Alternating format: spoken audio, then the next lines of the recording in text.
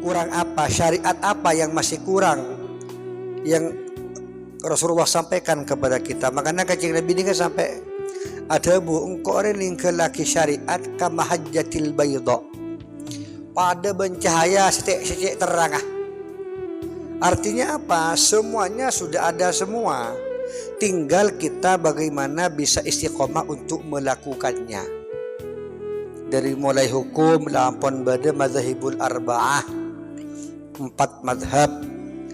Jadi nikah ampon lengkap. Mulai situlah artinya begini, di zaman Rasulullah nikah lambak memang ada mazhab. Karena semuanya itu ketika bermasalah atanya ke Kanjeng Nabi, mereka nih Kanjeng Nabi. Setelah Kanjeng Nabi meninggal, gonjang-ganjing itu sudah mulai ada. Perbedaan di antara sahabat ini beda. Jadi kita kerjat mun beda pilihan, beda pilihan dalam segala hal, terutama pilihan politik antar ulama ini biasa.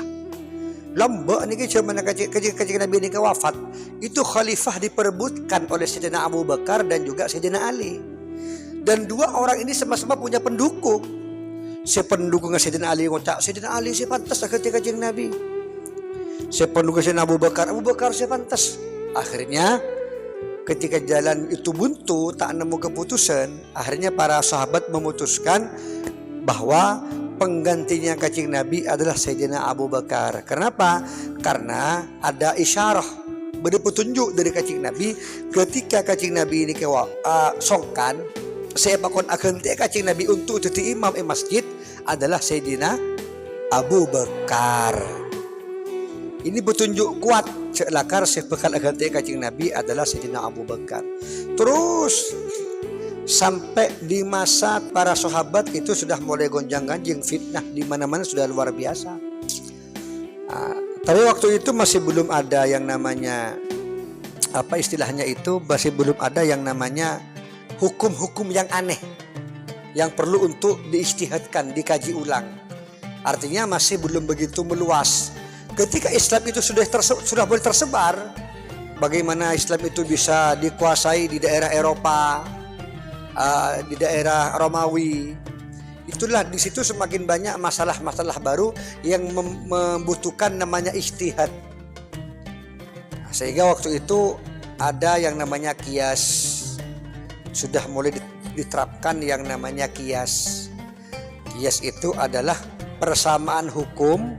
Contohnya ilmu Quran nikah sebeda hukum jelas cuma masalah khamar. Khamar itu kan jelas haram. Kemudian bareng-bareng anyar setada Quran tapi jenisnya sama dengan khamar dan bahayanya juga sama, memabukkan. Contohnya sabu-sabu, narkoba. Ini hukumnya dikiaskan, disamakan dengan khamar. Karena apa? Karena dampaknya itu sama, bisa menghilangkan akal atau memabukkan. Ini namanya kias. Jadi muncul hukum-hukum baru, muncul permasalahan baru, sehingga butuh yang namanya ijtihad waktu itu. Yang mana pada akhirnya muncullah ulama 4 mazhab ini, Syafi'i, Hambali, Maliki, Hanafi. Yang mana 4 ini semuanya masuk dalam kategori mujtahid mutlak. Yang harus memiliki, seorang mujtahid mutlak harus memiliki keilmuan yang luas dalam ilmu tafsir maupun hadis. Dan 4 mazhab ini sama, kapasitasnya sama, tapi ada selebih unggul. Cuma karena kita berada di Indonesia, maka mayoritas itu mazhabnya pakai mazhab Syafi'i. Sebagian wilayah itu banyak yang Hanafi, beda yang Maliki. Kayak Sayyid Muhammad bin Alawi al-Maliki, Mekah ini kan pakai mazhab Maliki beliau. Ahli sunnah sama, ulama kita juga. Jadi 4 mazhab inilah yang menjadi patokan. Kenapa kok 4 mazhab? Karena pertama, ulamanya itu kredibel, artinya tidak diragukan lagi keilmuannya. Yang kedua, kitabnya terbukukan. Jadi beda kapi kitab mazhab Syafi'i beda, Hanafi beda, Maliki beda, Hambali. Ada juga mazhab yang memang bagus, muktabar, diakui oleh Ahli Sunnah wal Jamaah. Apa namanya? Mazhab Daud Al-Dhahiri. Tapi kenapa kok nggak diakui? Karena tidak dibukukan kitabnya, nggak jelas.